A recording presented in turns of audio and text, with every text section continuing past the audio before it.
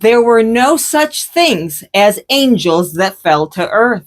When we go looking in the real history of humanity, the most ancient scriptures was left to us by the Sumerians, the famous Anunnaki, the extraterrestrial gods that came to Earth to mine our natural resources to save their planet.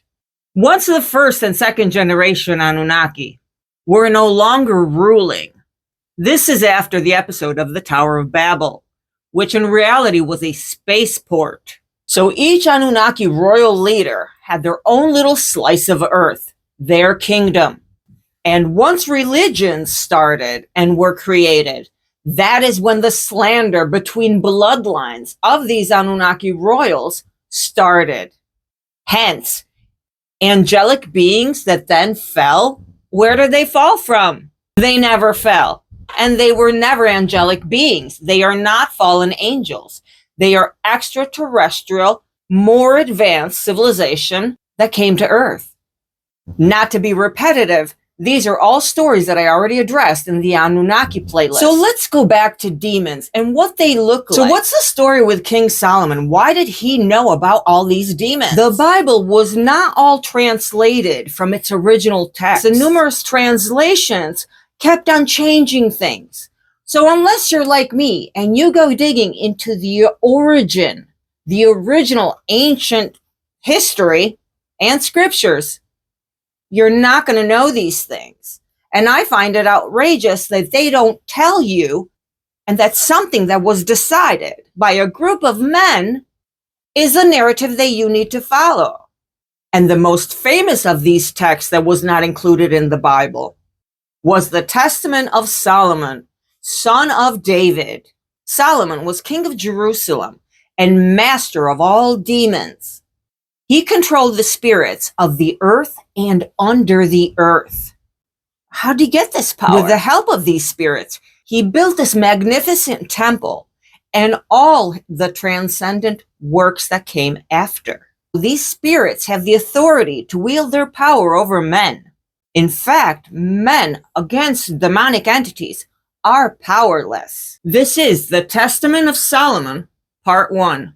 The demon Ornius. When the temple of Jerusalem was being built, and while the workmen were all busy, a demon named Ornius, he came amongst them, and he would take half of their pay, even went as far as taking the food of the master workman's son, which was a favorite of King Solomon. So every day Ornius would take the child's food, but that wasn't it. He'd suck the thumb of his right hand, and every day the boy would get thinner and thinner.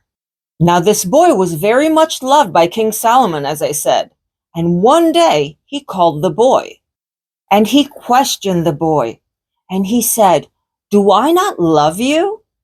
He even went as far as telling the boy that he loved him more than any of the workers in the Temple of Solomon. And then the king tells him, "Do I not give you double wages and double supply of food?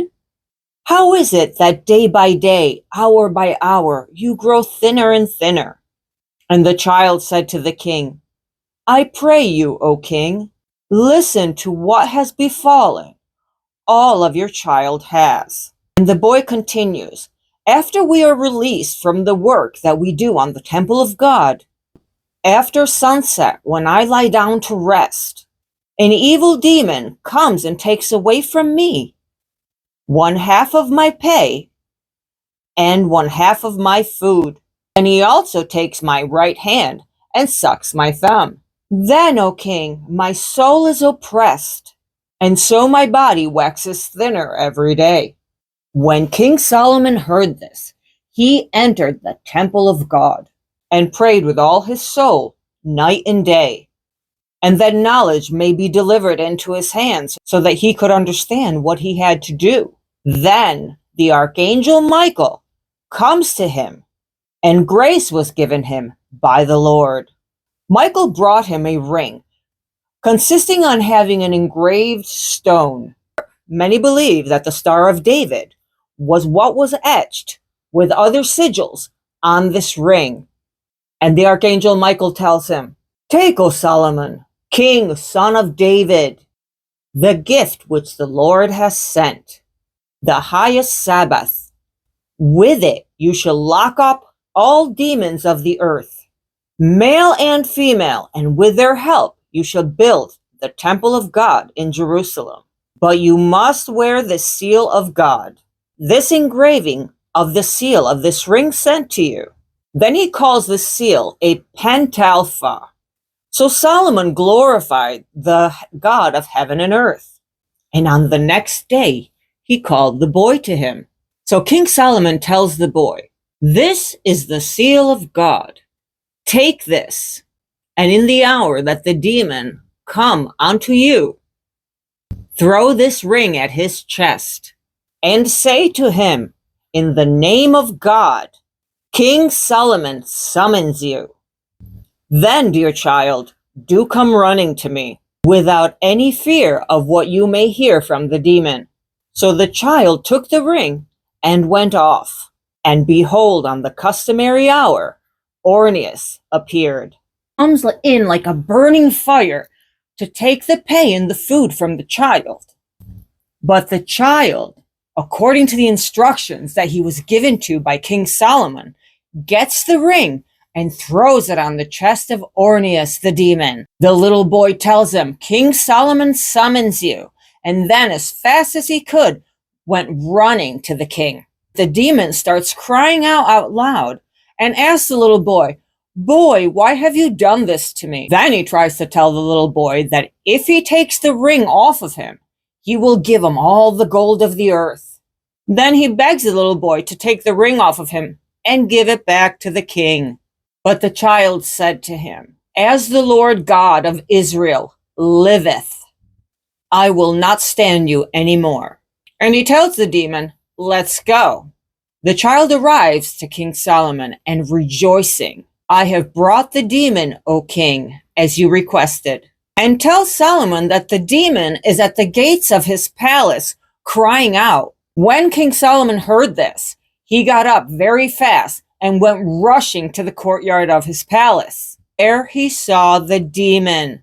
He found the demon in a desperate state and asked him, "Who are you?" And the demon answered, "I am called Orneus." Then King Solomon looks at him and says, "Tell me, O demon, to what zodiacal sign are you subject?" And the demon answered, "To the Aquarius. And my task is to consume those who are consumed with desire for the noble virgins upon the earth. These I strangle." Then he tells him that in case there is no disposition to sleep, he can change into 3 forms. Whenever men come to be enamored of women, he shapeshifts into a common female, and then he takes hold of the men in their sleep. Then when he's done playing with them, after a while, he takes to his wings and flies up to the heavenly regions. Then he says something weird. He says that he also appears like a lion, but that he is commanded by all the other demons, and that he is the offspring of the archangel Uriel, known as the power of God. So now you start to see that these are all the same people of the Anunnaki scriptures and history. Different names, different religions, different plot twists, but the stories are all copies of the original Sumerian stories. Now, having heard the name of the archangel, Solomon glorified God, then sealed the demon and set him to work at stone cutting.